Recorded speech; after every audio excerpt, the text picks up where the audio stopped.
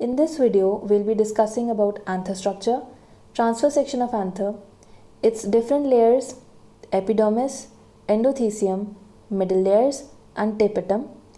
We'll be specifically focusing on tapetum structure and functions. Have you ever touched a flower and noticed that there is yellow powdery substance? What is it? What is its origin? What is its purpose? Well, that's pollen grains, and they are formed in anther. Let's first understand what is androecium and how is anther associated to it. But before going forward, here are some terms which I'll be using in this video frequently.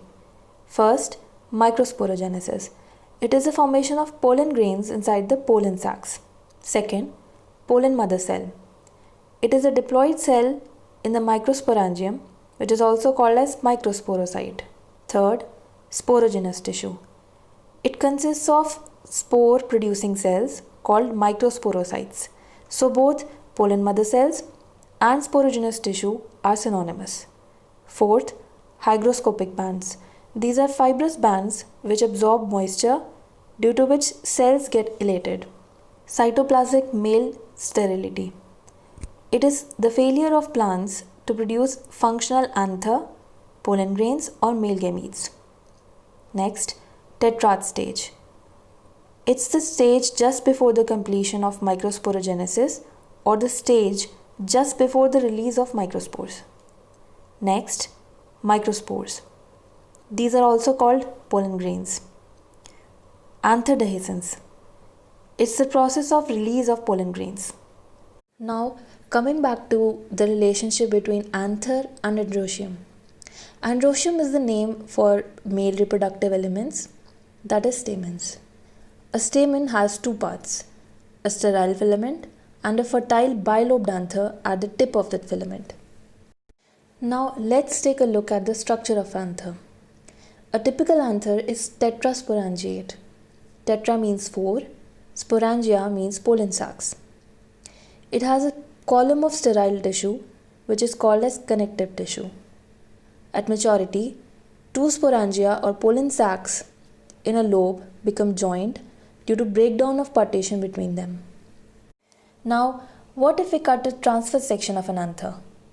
Here, we can see four sporangia and different layers of anther and small round cells inside each pollen sac. This tissue is called sporogenous tissue, where the meiosis will take place, and at the end of it, mature pollen grains will be released. So let's take a look at different anther walls in this diagrammatic representation of transverse section of anther. The outermost layer is epidermis, the layer beneath is endothecium, next layer is middle layer, and the innermost layer is tapetum. So the outermost layer is epidermis, and its function is protection. Also, epidermal cells stimulate tapetum, which is the innermost layer. The next layer is endothecium, which is single layered normally, but may become multi-layered in different species. Cells of endothecium is radially elongated. That means cells are added along the circumference of anther. Cells of this layer has fibrous bands made up of a special substance which is alpha cellulose. The expansion of walls of anther at maturity along with the hygroscopic nature of endothelial cells help in dehiscence of anthers.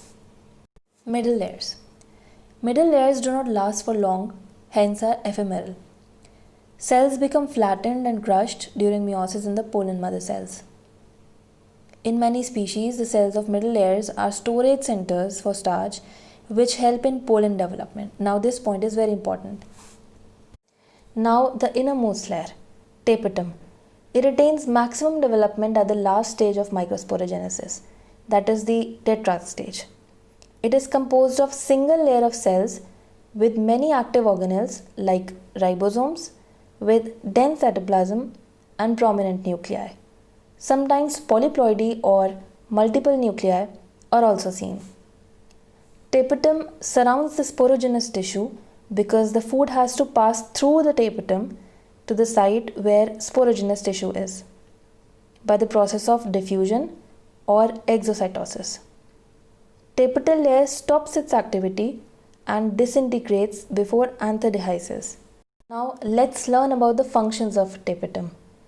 During meiosis, tapetum acts as the only channel through which food materials are transported. That's why it is called nutritive layer. Now notice that the food is stored in the middle layers, but it's the only layer which transfers the food to the myocytes or the sporogenous tissue.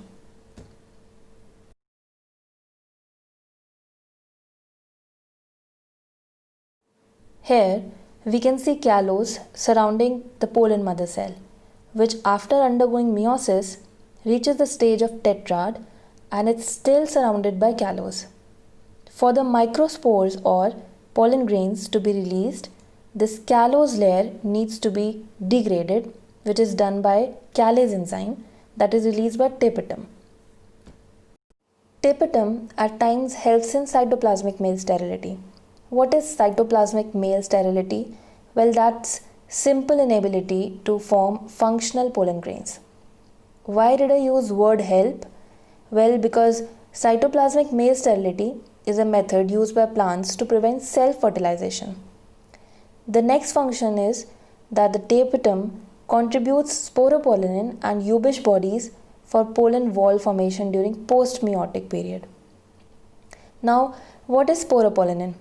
It is chemically inert polymer and is a major component of the tough outer walls of pollen grains, also called exine. Huebsch bodies, what are those? These are small acellular structure of sporopollenin. Another function of tapetum is to produce two substances. Pollen kit substances, which are nothing but complex mixture of hydrophobic liquids and carotenoids, and the second, tryphene, which is complex mixture of hydrophilic substances including proteins. Both pollen kit substances and tryphene are produced in plastids of tapetal cells. Next function is to contribute proteins to pollen wall. These proteins are not solely of tapetal origin, they are also contributed by gametophyte, that means pollen grain itself. These proteins are present in cavities and spaces in exine is from tapetal origin. Also, these proteins lead to rejection reaction. Now, to understand this function, let's look at the figure. We can see the pollen grains have already landed on the stigma and the pollen tubes have already started to form. Inside these pollen tubes, callose plugs are visible. These callose plugs are formed due to these proteins we were talking about. And all of this leads to rejection reaction, which again is nature's way of preventing self-pollination.